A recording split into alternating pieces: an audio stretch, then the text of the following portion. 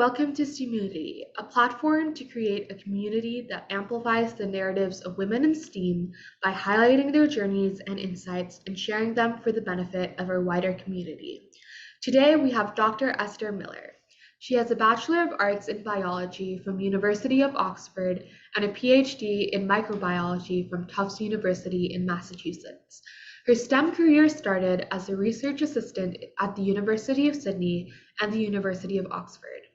Her career trajectory includes working as a STEM educator, a science communicator, and a regulatory affairs specialist.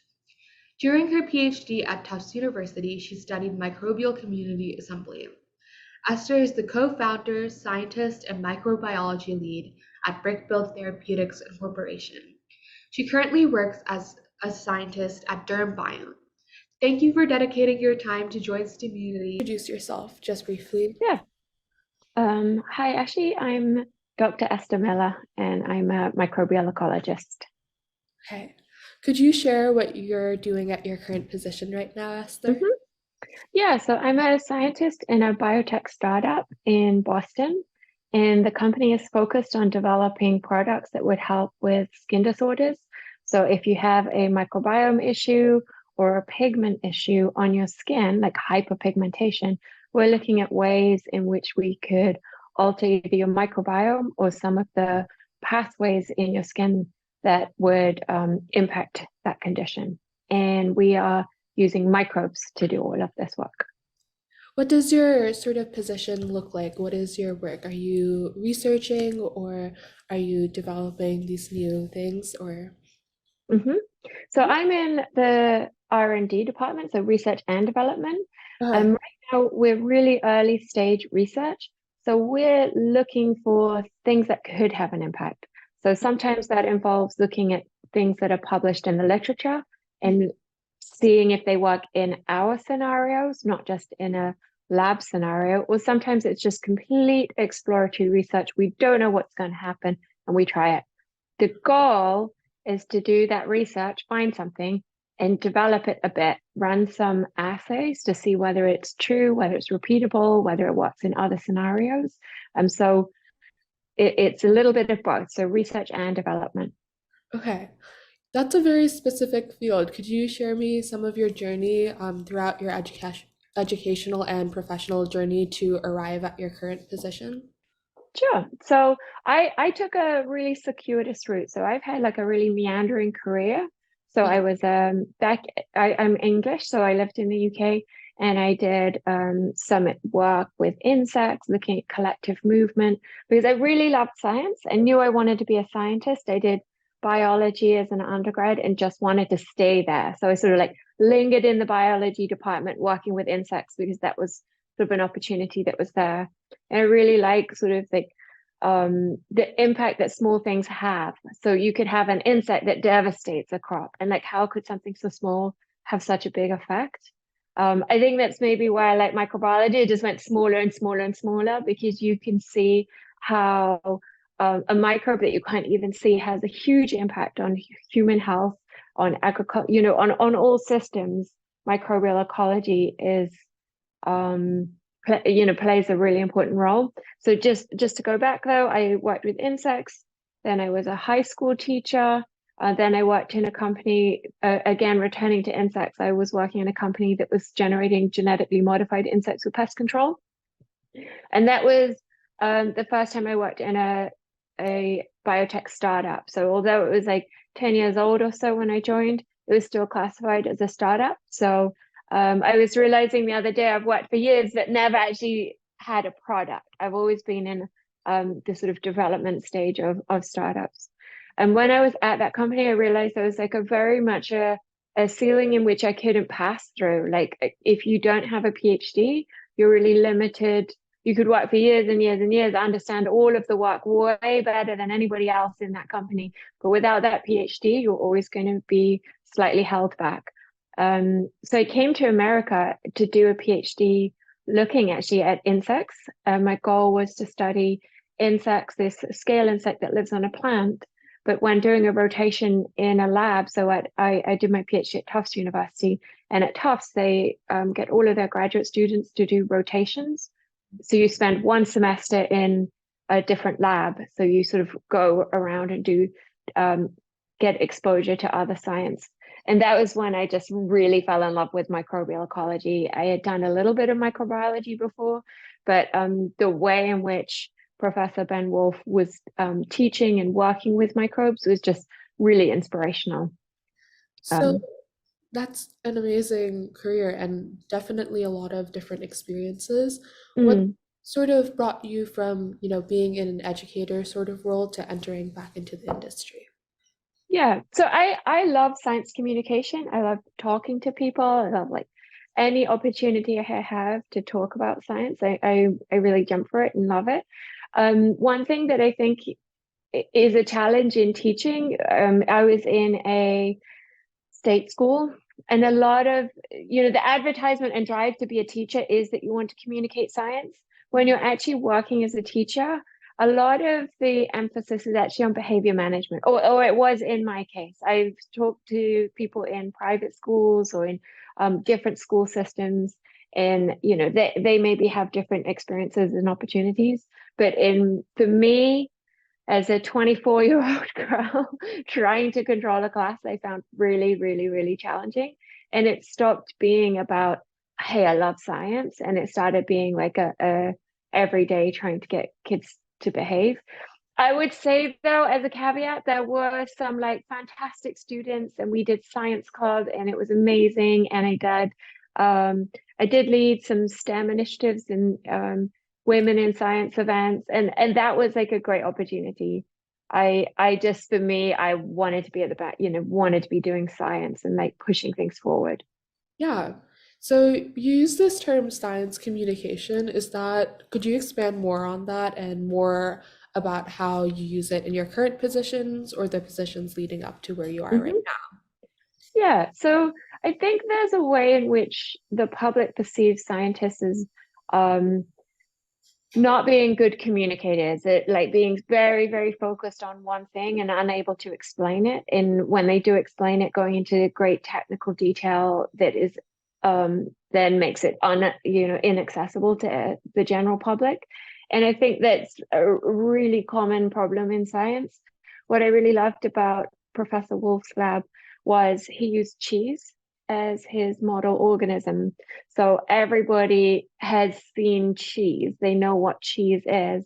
And so you can go to a group of people at a farmer's market and say, okay, this might not be a cheese that you've seen before. It might be that this is a slightly, crusty rind or taleggio or something with like a really funky smell, but they still fundamentally know what cheese is. And if you say, well, the microbes on this cheese are what's giving it its flavor and its scent and its a lot of its like unique profile, you can then show them the bacteria and like start seeing that connection where it's stopped being, oh, these scientists are talking about something that is inaccessible to me, I'm not smart enough to get it, to something which is, oh, now they've explained the words and the terminology and they've shown me like a physical example.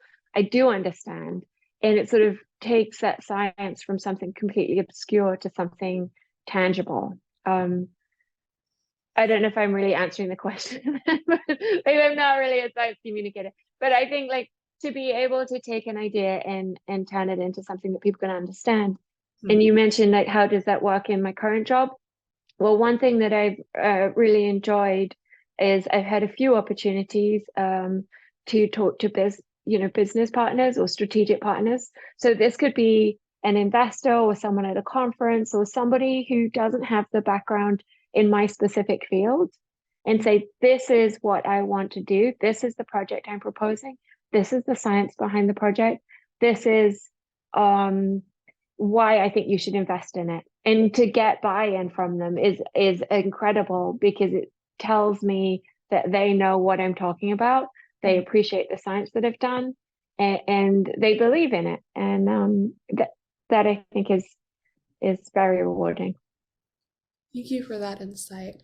So I know before you had mentioned that as your role as an educator, you had led some women in STEM initiatives. Mm, Can you tell me more about that and sort of what prompted you to start those or be a part of them?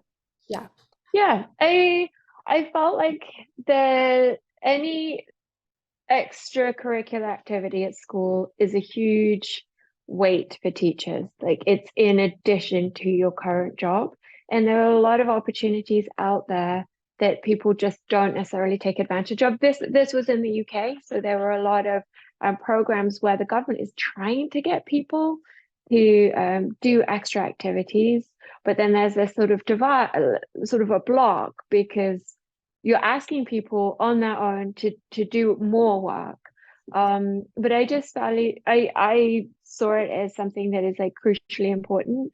I When I was a student, I really got a lot of benefit from going on women in science events. I did a 1 week program at a campus where we did a lot of like engineering-y, more technical sort of things, and I got exposed to science equipment that we didn't have in my high school. So I think there's a way in which I just wanted to make sure that I was providing those opportunities to students. So there was sort of like I think a lot of them tended to be more on the engineering side, so science and engineering, because I think that is something that a lot of the women that I was teaching were not sort of trying to like it was not something that they would casually pick up to go and like learn robotics and do like a Lego robot toy or things like that. So to send them on this course where they actually are like, this is for you. It's not just for the guys that bought this kit for Christmas. It's like for everybody, and I think that was really valuable.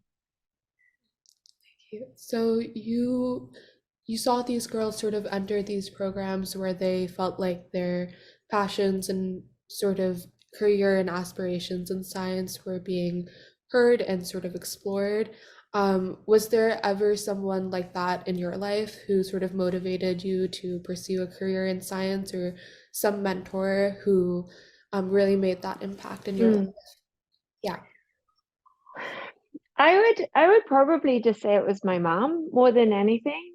My mom is like definitely curious. Like she's not a scientist per se, but she is someone who observes the garden constantly and is always amazed by nature and things that she sees and birds and flowers and plants. And like I think that if I had one person that was always pushing me like, oh, go do it, it would be my mom.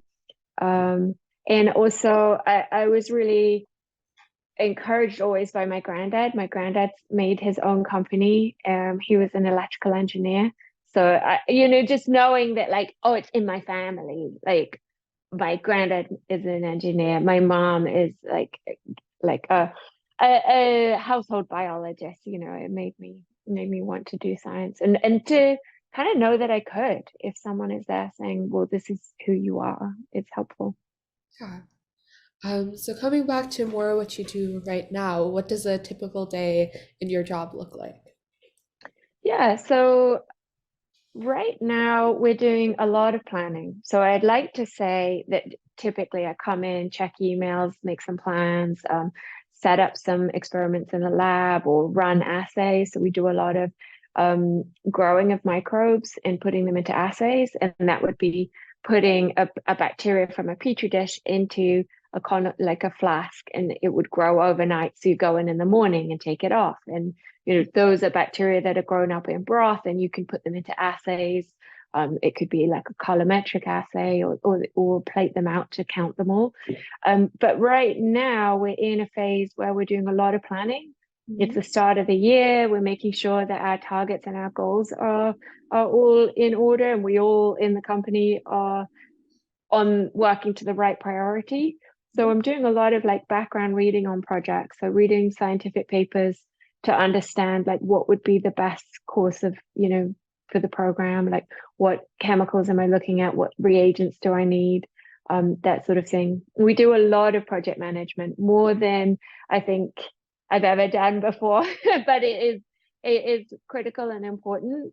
We use smart sheets, which is almost like extra fancy Excel, where you put in like every activity that needs to be done, rough dates when you think it will be done, and which project is dependent on something else. That's something that as a scientist, I think you can easily skip over, but it is pretty critical and important. So a lot of experimental design.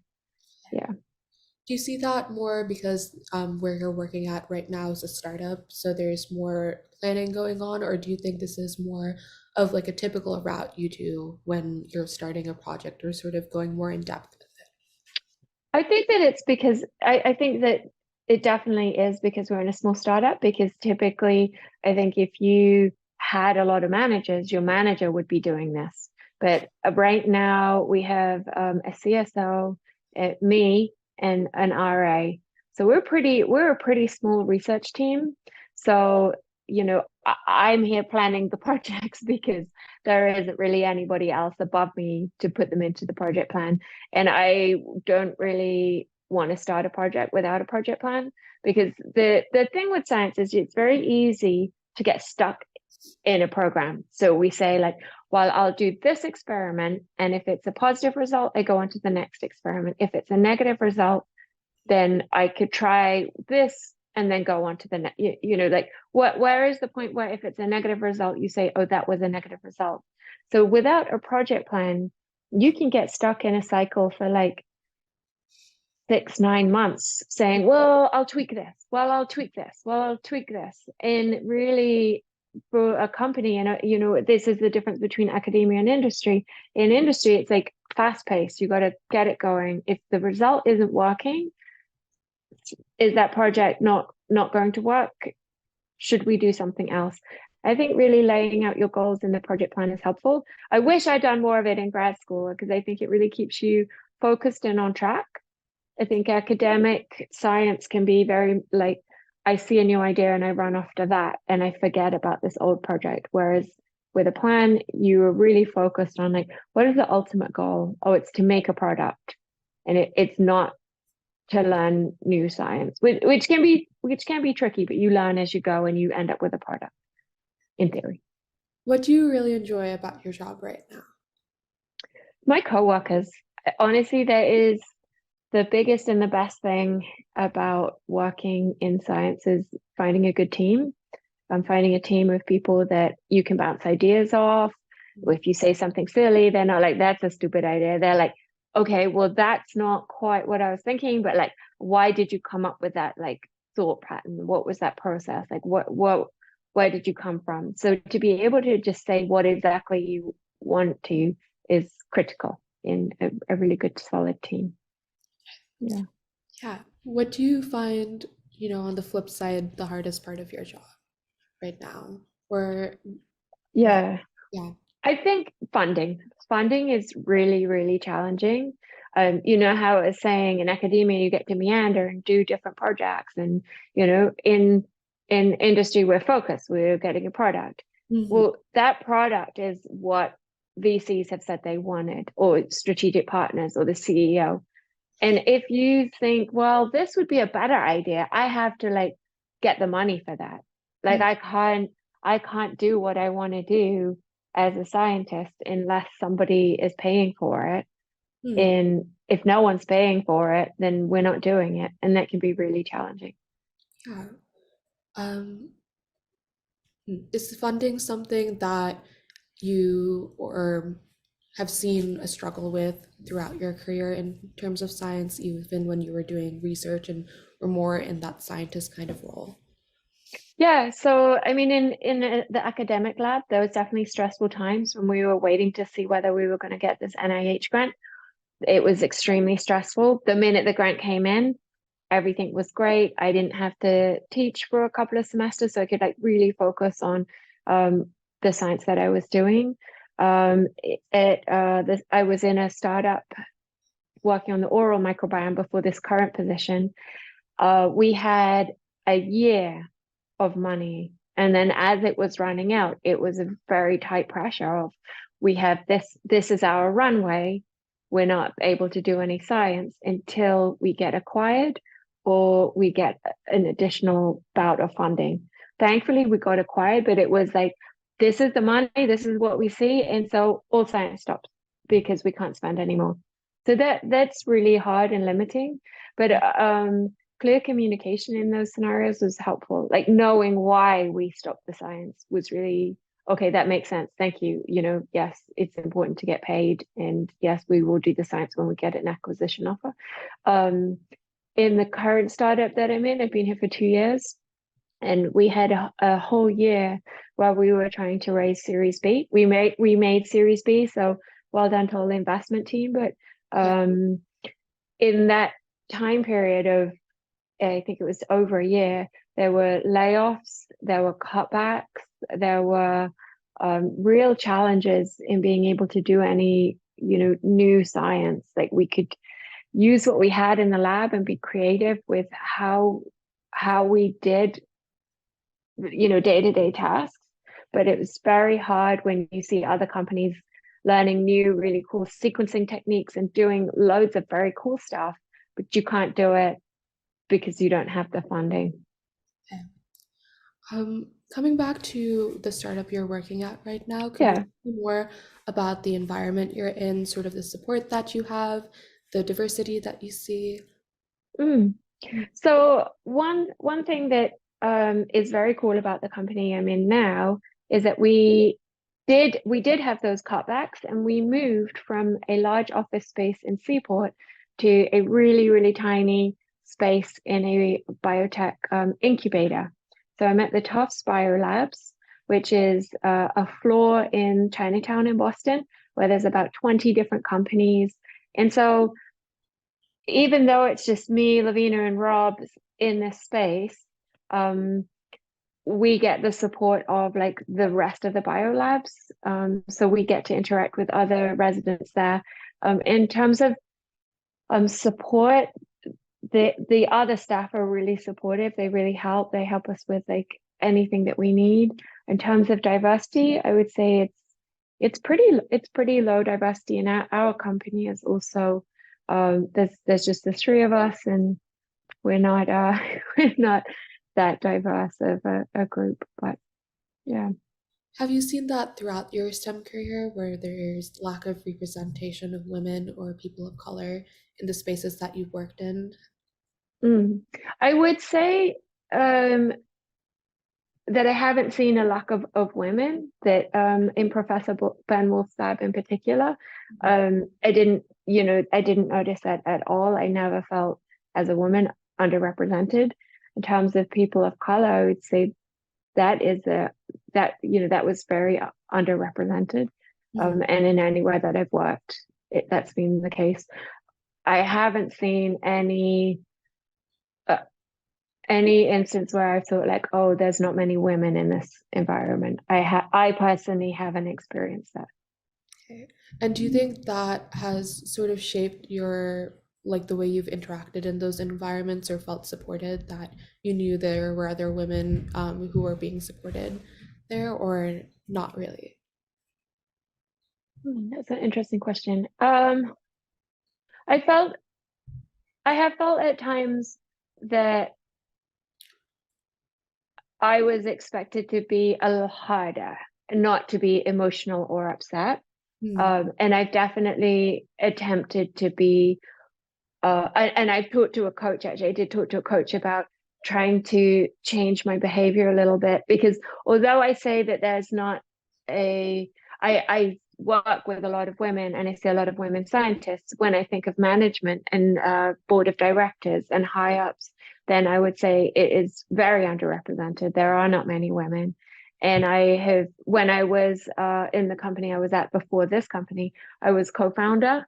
And so I definitely would, I talked to a mentor just a few times, who gave me a lot of tips on how to talk to men and be more like a man in discussions, because it is a very different style of talking. He said to like change your position, change your posture, to take up more space, um to talk in a different way. He said women have a tendency to come into a scenario and talk about the issue in a very direct way, which I was really astonished by. I was like, wait, what? Guys don't do that? Because guys apparently start with small talk, and they do a lot of small talk. And like, I've noticed that actually with some of my managers, that they will talk about all sorts of random things, and I'm trying to get to the point. So I have definitely tried to stop being like, No, let's get to the point and be like, oh, right, tell me more about that run you went on. I'm not interested, but I can tell that we need to talk about a run for half an hour until we get to the point. So I have like really tried to modify how I talk based on the recommendation from a coach. Okay. That's really interesting that you bring that up. Do you think more masculine behavior and sort of way of presenting yourself is correlated to professionalism when you're thinking about your career in STEM and sort of the positions you've been at?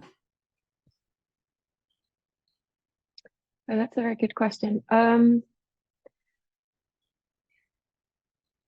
I don't know that it would be linked to professionalism. I Oh, think professionalism would be don't bring up, things, don't bring up unprofessional things, definitely. But I felt like I can give you one scenario. So saying talk more like a guy and more like a girl is a general term. So actually my boss in my old company, he was very much not into small talk. So when I say like, oh, guys are more into small talk, that is not his personality. right. Um, so when we were talking to VCs, I could see them not give him the time of day because he wasn't doing the more schmoozing talk, if this is helpful. So he was just like, this is my company, these are the strains, this is what we're doing, this is fantastic. I'm going back to my wife and kids now, bye. And he was surprised that they didn't call him back. Whereas I would be in that event space and see other guys come up to the VCs and be like, oh, what hotel are you staying at? And just like talk about things that weren't relevant. And they're the ones that got funded. So I think not that my boss was unprofessional, but there's a professionalism which builds camaraderie that helps you move up in your career. Does that make sense? That does make sense. Thank you for clarifying that. Yeah, yeah. Yeah. Um, so I was thinking a little bit more back to your educational career and sort of when you Mm. are supporting these young women follow their aspirations. How do you believe visibility of women in STEM impacts the aspirations of young girls? I think, yeah, I think like I said, I mean, for me to see my granddad, that was for me to see like, oh, someone like me. Yeah. And I think that if you see a woman in science doing it, you can, if you don't have like a family member doing it, you can say like, oh, that's somebody like me. Like my mom is doing it, my granddad is doing it. For me, that was like, oh, they're like me. Mhm. When I see, so sometimes you think, oh, women don't get anywhere, and then you're like, except for this woman is a co-founder, except this, I can think like, oh, my boss was a guy, my current boss is a guy, but I know from being in the Harvard Accelerate Incubator, sorry, and in the incubator I'm at now, there are many like female founders that have like set up really great companies and are doing amazing science. And to see that makes me know that, okay, so maybe my current position, I'm not reporting to a woman, but maybe I will, in the future. Thank you for sharing that. If you have the option to give your younger self any advice, what would that be? I think it's easy to think that problems are you. I think I've stayed in jobs way too long because I've been like, well, I need to change, well, I need to fix, well, I need to do this, I need to be better at communicating. And really, if your manager's not communicating with you and you've talked to them and it's not improving, move on. If you stay in a job for 3 years because you think that you're going to make a difference in a bad scenario, like in some instances, maybe you will, but I think a lot of the times you're just going to be disheartened and disillusioned. There are great jobs out there. There are wonderful bosses. And I think there's no shame in switching jobs to find the right position for you. Yeah, and you've had such an amazing career where you've stepped into so many different positions. You're a co-founder, and now you're working at the startup, and you were a researcher. So definitely some great advice. What guidance would you offer to those who are watching this interview and thinking about their aspirations in STEM and sort of where they'd like to bring their career? Yeah. I think Um, Scientists love talking about science. They love talking about their work, and you should definitely reach out to scientists that you're interested in. Um, just do informational interviews. Just say, hey, do you have 20 minutes? I'd love to talk to you, because I don't I have done that myself when I've thought about like switching careers or looking at different companies. And don't be scared of getting a no, or don't be scared of getting ignored, because you might send out like 10 invitations and have two wonderful phone calls and eight no's. But those two phone calls where you might chat to someone and really learn something and really grow are of value. Thank you so much for joining us today, Esther. Oh, thank you so much for having me. It's been a pleasure.